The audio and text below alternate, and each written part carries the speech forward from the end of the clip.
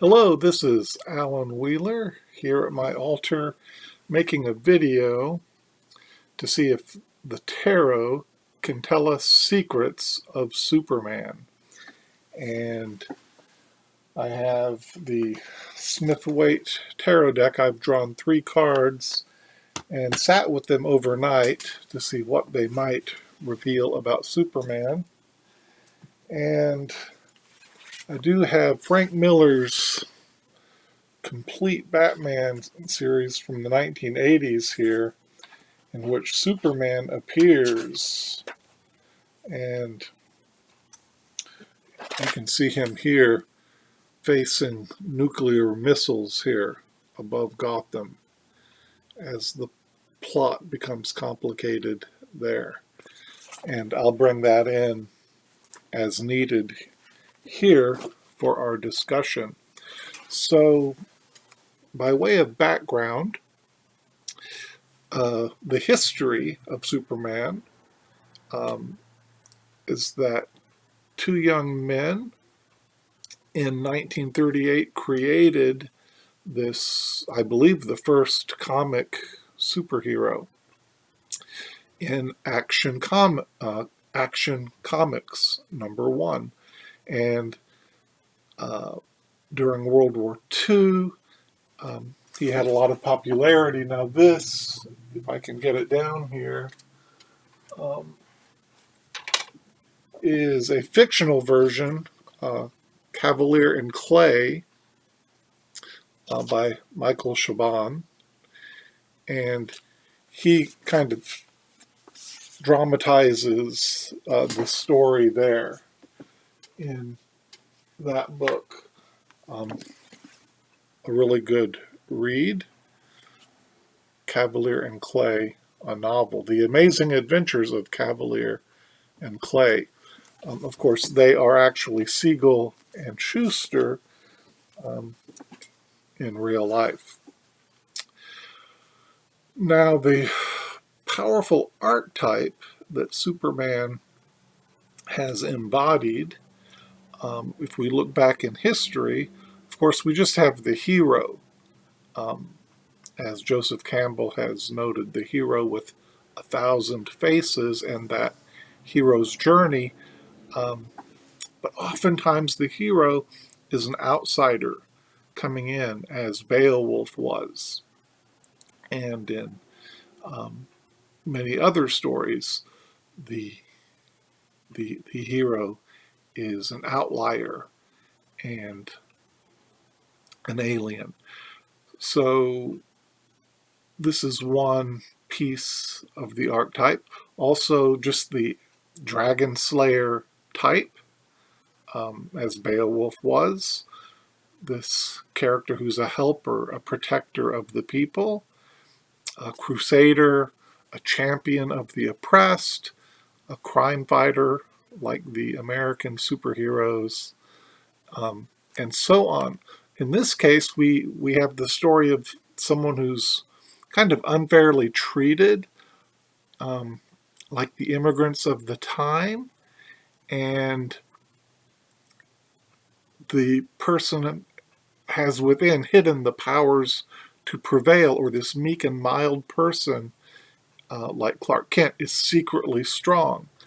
And so the Claude, who is somebody special,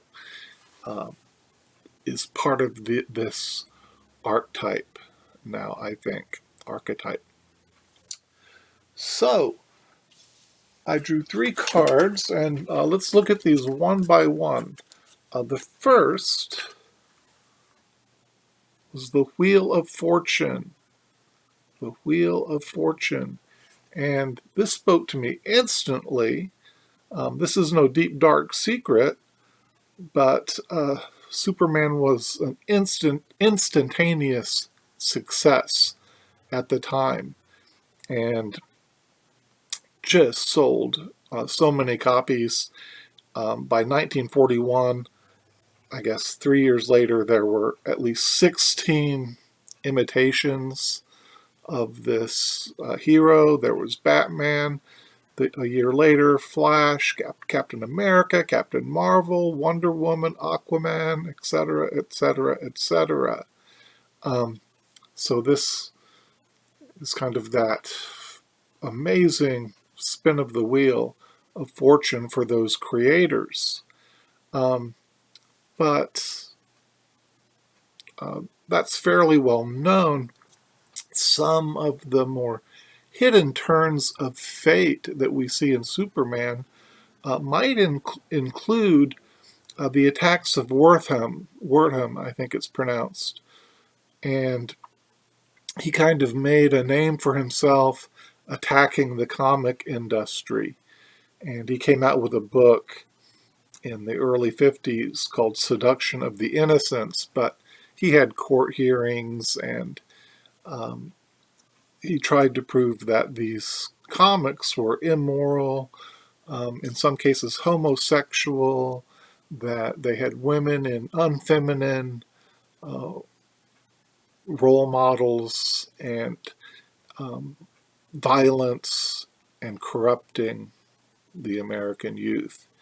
And so Superman came under fire, and the comic industry created the Comic Code Authority and things to combat that. But in more recent years, I think we could say there's been a bit of a turn in the perception of the archetype of Superman. Some of this even in the 80s already, here we had Batman fighting against Superman, and Superman's kind of depicted as this Boy Scout, but not in the good way of the 1940s and 50s. We see him here conferring with President Reagan at the time. He's kind of in bed with the political system, and he's not as shiny as he once was. And we see that in other depictions.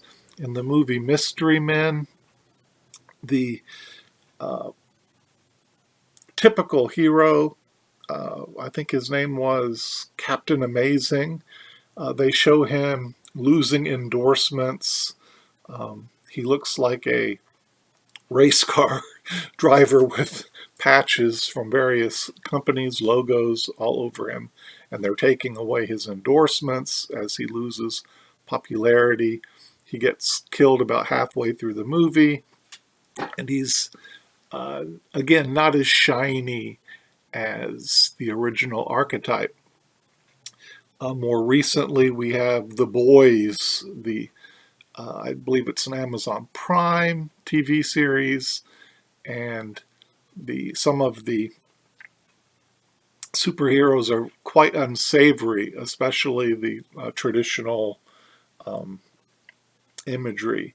It's kind of, the icons are broken a bit, so they become iconoclastic, and taking that down. So I think you can probably think of examples of your own where the archetype, the wheel has spun for that archetype a little bit, and it may be a little bit out of favor compared to its original shiny all-American hero archetype. The next two cards I pulled were the Queen of Swords, which is often read as a dark card, the Queen of Spades in the normal playing card deck, and the Star, which just the opposite is seen often as a card of light and darkness and a bright hope or faith, of refreshing there.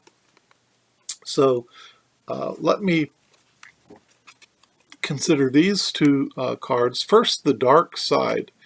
And One is, in a way, Superman's a bit of a reversal or inverse of other superhero characters, even though he was almost the original.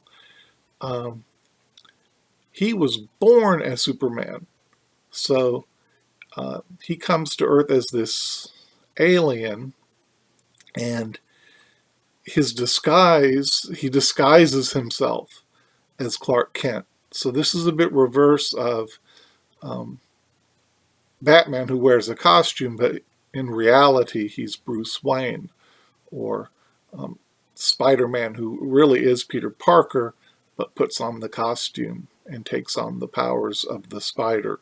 So that's a bit of an inverse, and it's a little bit darker if you think about it as a science fiction story, and here's this strange alien being.